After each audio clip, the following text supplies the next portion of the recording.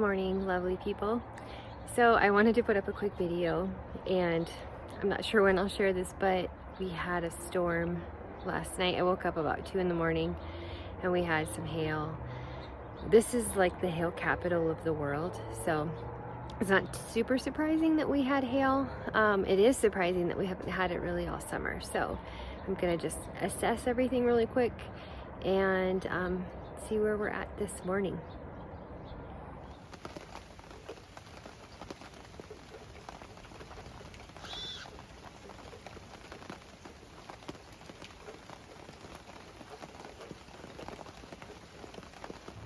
So this was really surprising because we haven't had any hail all summer, and I'm so grateful for it. But right now all my tomatoes are about ready to be picked, or they're ripening. And so I was just kind of like, oh no, now we're getting hail and all my precious tomatoes are gonna be bruised and damaged. So I came out here early this morning and I checked the garden out. I didn't really see a whole lot of damage, but I was looking at my tomato plants early this morning, and I just wanted to go through and show you some of what I'm seeing and talk to you about some of the things I'm learning, and I will share that with you. So as you can see right here, these two lateral or horizontal trellises are where my tomatoes are. All my tomatoes are in this one area, so I have these two sides, which I did put a blog post up about, and I learned about it from Roots and Refuge Farm. But I just wanted to show you some of what's going on with my tomatoes and some things I'm learning. So this year, we had a really hot summer, and you can see there's just not a lot of fruit. It seems like most of the fruit is lower. It's starting to ripen, but I would come out here, I would shake my plants when I was trellising them. I'd like these little clips to trellis them. I just clip them on, they're really easy. I move them along as needed. But most of the fruit is low. I did pinch off suckers. I'm seeing some brown spots. I'm just actually noticed that. I hadn't noticed that before, but there's not a lot of fruit. There was a lot of blossoms, and I would come out and shake them like I said. I even got an electric toothbrush, and I would hold the electric toothbrush up to the blossom part and just let it, because they're self-pollinating. They just need wind or a good shaking and they'll pollinate.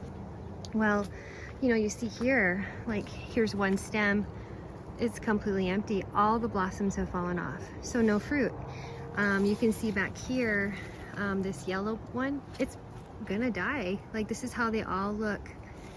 Even when they have blossoms on them, I was noticing, or I'm sorry, when you could see like little tiny fruit on them, those would even fall off. You can see in there is a tomato, and I was seeing a lot of these little baby tomatoes and then nothing. So I'm just really was kind of looking at it thinking, what is going on? And I figured out there's probably a few things that are going on. Number one, it is just so hot. They get watered every few days, and they get a good watering. I do have my irrigation here, my black hose. You can't even see it. I mean, I have all these marigolds, but it goes right along where my tomatoes are planted. So I just think it was too hot. I think it's just the plants are stressed out. And so I think that's why they have produced so poorly, in my opinion. Like in this one here, this plant, it is a granny cantrell. I've never grown this variety, but I'm telling you, this one throws so many suckers.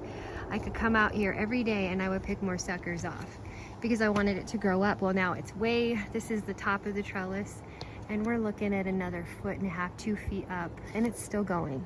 So it's a very hardy, but this just doesn't have a lot of fruit. There's just a few. I just don't have that much fruit from this plant. So, well, and I should say I didn't do a good job of pinching suckers, because that is as well. But that, I think, is part of it. Hold on, my killer. All right, well, that was dramatic. We have a little walking path behind our house, and our dog just thinks he is so tough.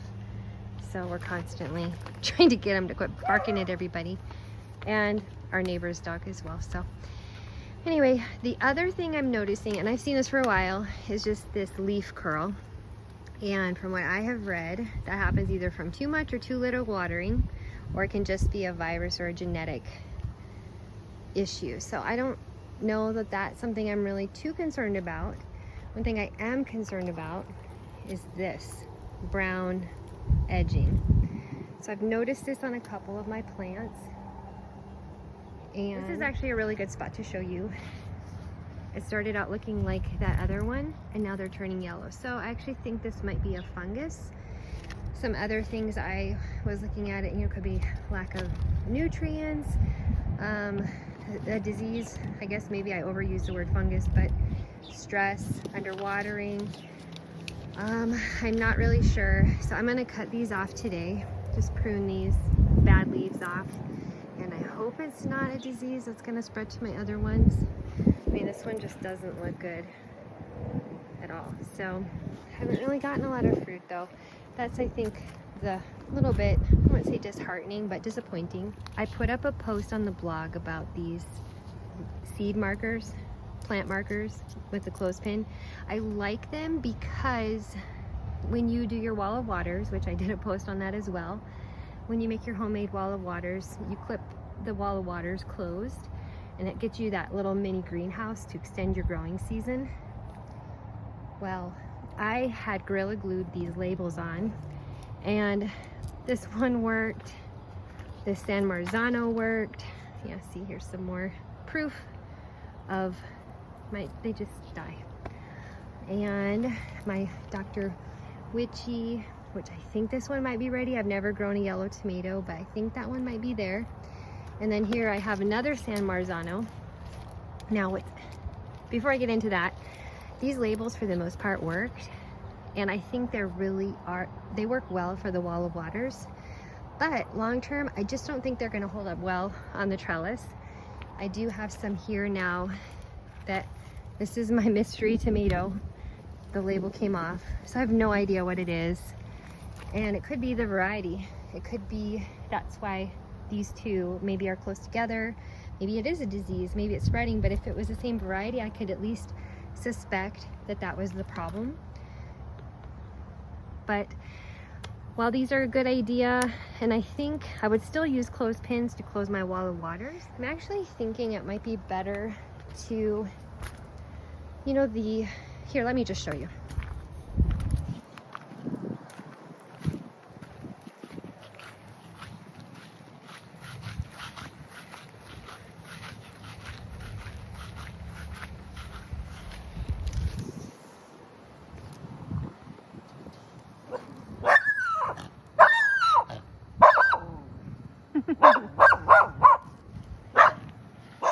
Well, I plan to mute that dog barking at me because I just want to say to him, it's my tree. I can stand by my tree if I want.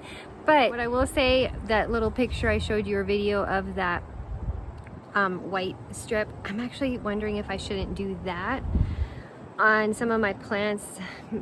I'm not sure. I'm trying to figure out a better way to mark them because I don't want to forget what they are, especially tomatoes. I grew so many varieties. I grew like, I don't know, 8, 10 varieties in this really small space. I feel like that's a lot.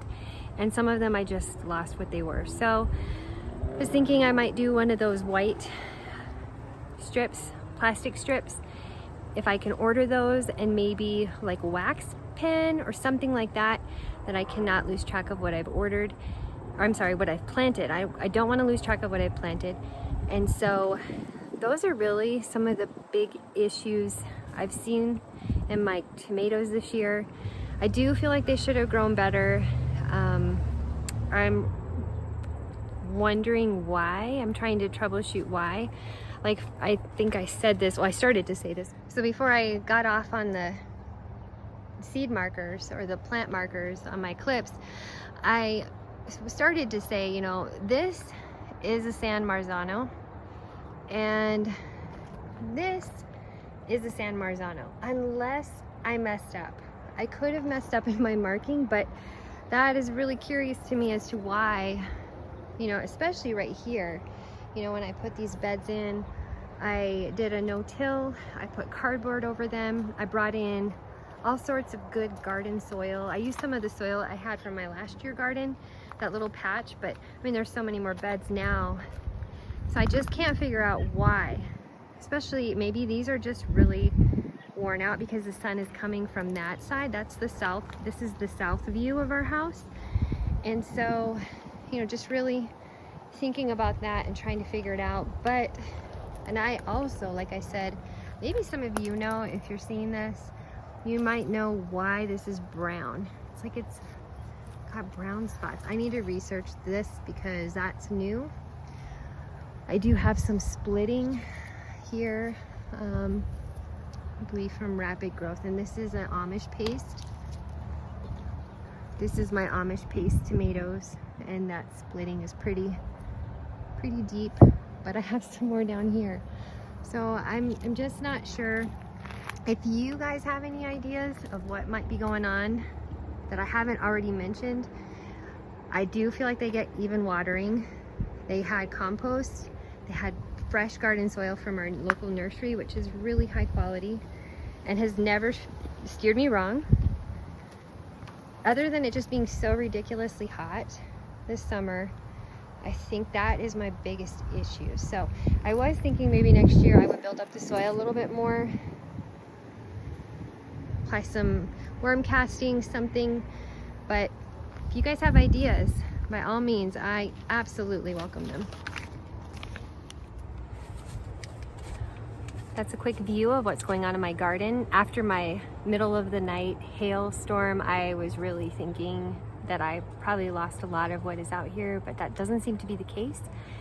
Going out here, I just see there's a lot of things going on with my tomatoes that I wasn't really anticipating. Had gotten worse, especially the yellow and the brown on my leaves. And so I'm just gonna try to troubleshoot those. I don't believe watering is an issue.